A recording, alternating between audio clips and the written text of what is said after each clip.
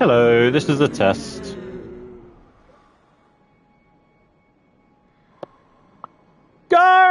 Greetings to one and all, it's your old buddy Jay here. Funny looking hair. Coming at you with another episode.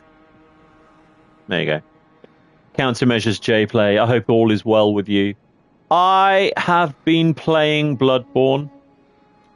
And of course, I mean, spoilers, it's amazing. It's 10 out of 10. It's 11 out of 10, let's face it.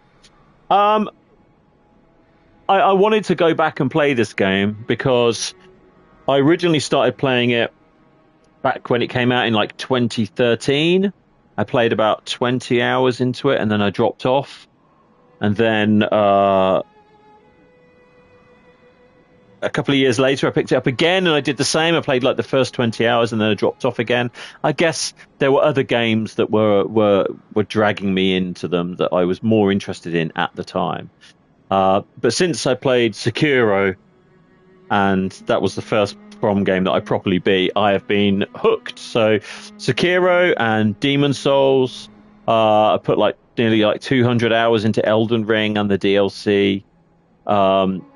I've got a little bit of history with this. I have the Dark Souls series, but I haven't actually played through those yet. And I knew that was going to be epic because I'm going to do 1, 2, and 3 all in order, and I've never played them before, so I'm really looking forward to that.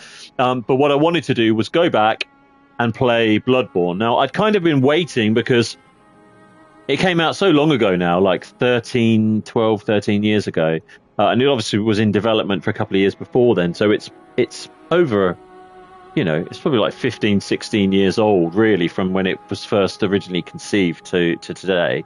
And I was hoping they would do a remake or a remaster or whatever, but they never, ever have done. And every time I read stuff about it, it's just like, it's looking more and more like that's not going to be a possibility, or it'll be a big surprise in the future. But at the moment, it doesn't look like it's on the cards. So anyway, that's my long-winded intro. My history with Bloodborne is that I always loved this game, but the time it needed me to put into it, it was something that I sort of kept. Like I said, after about like 15 to 20 hours, I would run into not having enough time to really dedicate to it.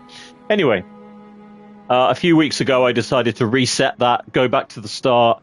I reset all my characters and redid it from the very beginning and played through. I played through the whole thing. I did everything. I think there's one boss in the Chalice dungeon that I haven't killed on my first playthrough. So I did all of that, and then I cocked something up right at the very end. Spoilers, there's a thing that you need to do right at the end. You collect these umbilical cords, and right at the very end, near the end, you use the umbilical cords, and then you do the final boss fight, and it gives you the secret ending, right?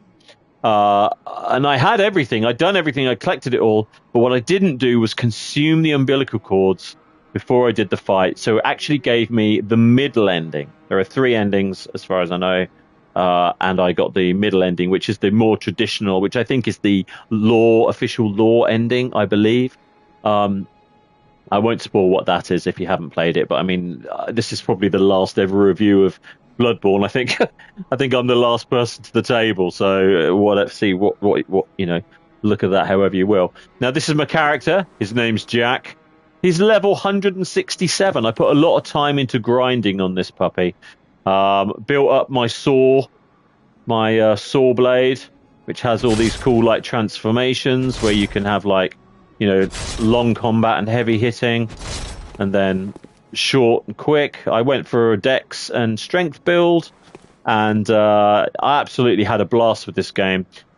I mean, just to break it down, and I won't keep this review going for too long because everything that has been said or can be said has been said about this game. But what I will say is, like, the writing and the lore behind this game is absolutely unparalleled. I mean, Elden Ring is up there, right? There's all these cool stories, and it's interweaving this big wide world, etc., etc. But I actually think that the story behind this might be a little bit more interesting, about, blood being used in church rituals that's kind of come from a mysterious place, and the effect that it has on people in this world, and the need for the hunters, which is who you are, to go out and stop these like werewolf and animal creatures. You've got these cool little dudes popping up all the time, these little souls that are trying to help you out and tell you where to go and guide you, and you can friends can leave messages, or other players can leave messages, tell you where things are, what to do. Look, I like this guy's just looking down the barrel of the gun, that one, look. But it's so witty and clever. It's really, really well written. The characters are brilliant. The NPCs are brilliant. All the little side quests. I cocked up a load of those as well. There's spoilers halfway through the game. You more or less there's a couple of havens that you can send your NPCs to, because this world is like, it's dangerous, so people are scared. So you go to these various windows and you can speak to people, and then you can say, look, if you're worried, you can go to these places because they're safe. And then at some point you meet a guy who's like this mad werewolf, and then you go back to that safe place after you've sent him there and find that he's killed everybody. And so there's all these kind of like little internal parallel stories. And actually, if you chose to send him somewhere else or not send him anywhere at all, then that wouldn't even happen. You wouldn't even get that in your game. You know, so there are loads of little bits like that peppered throughout this game. There's also a really cool DLC that came out well after this game came out, but I actually played it. I had access to it about 3/4 of the way through, so I actually played it at that point. And I do think that is the best way to do it, because when you get to a certain point in the game, if you go and do the DLC, it's based in the past. It takes you back to a different nightmare, and you learn a little bit more about the lore and the people in this world, and then that has a bigger effect on the actual game, because you kind of understand more of the history of things. I mean, there's so much history in this; it's just insane, you know. And you get all the usual things. You get beast blood pellets to make you stronger. You get all these different elixirs, different weapons, throwing knives, fire, bolt paper that causes electricity on your weapons. You know, and you have all these bloodstone shards that you build your weapons up with. And I mean, it's just epic. Someone spent a very long time putting all of this together.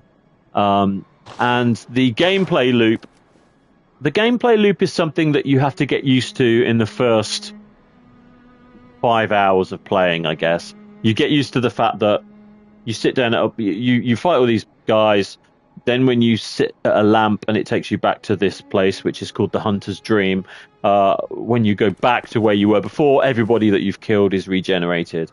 So you can grind for blood echoes, which helps build your character, helps buy weapons and materials for you to move forward. And basically, it sounds like like most games you play, you've killed these guys, they're gone, why would they reset?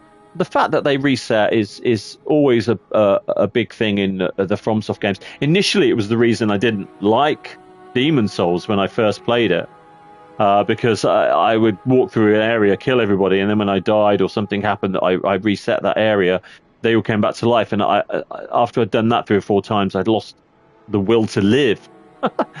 But you do have to push through. And I did that with Demon's Souls. I mean, now it's just common. It's just how my brain works. That is just a gameplay mechanic that is just part of the world and the way that the mechanics are all constructed.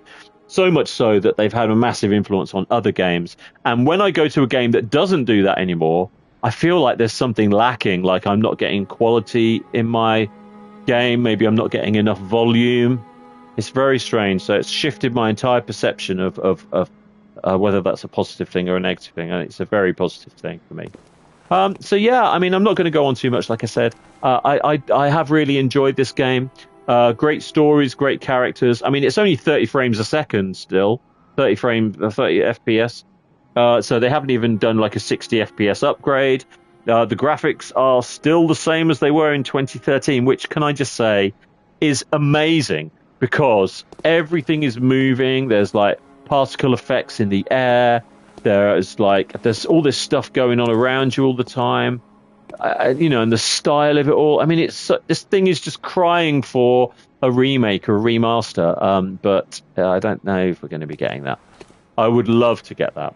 And also, I'd waited a long time to play this game, eventually played it, got all the way through and finished it, and then cocked up the ending, which I was a little bit disappointed about. But then I realised, hang on a minute, I can go through and play it all again and not cock up the ending this time. So I think I might do a second playthrough at some point, or maybe I will hold out for that remaster. But whatever happens, I'm definitely going to play this game again, and I would recommend that everybody does play it.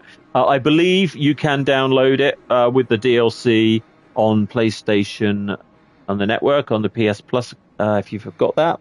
I mean, I've bought so many different versions of this now that, like, I don't even know where this one's from. I think this is the original one I bought. That then I bought the DLC separately. But anyway, it's been a while. That's it. I loved it. More, please. 10 out of 10, 11 out of 10. I definitely recommend you play it. It gets my big JJ's big thumbs up.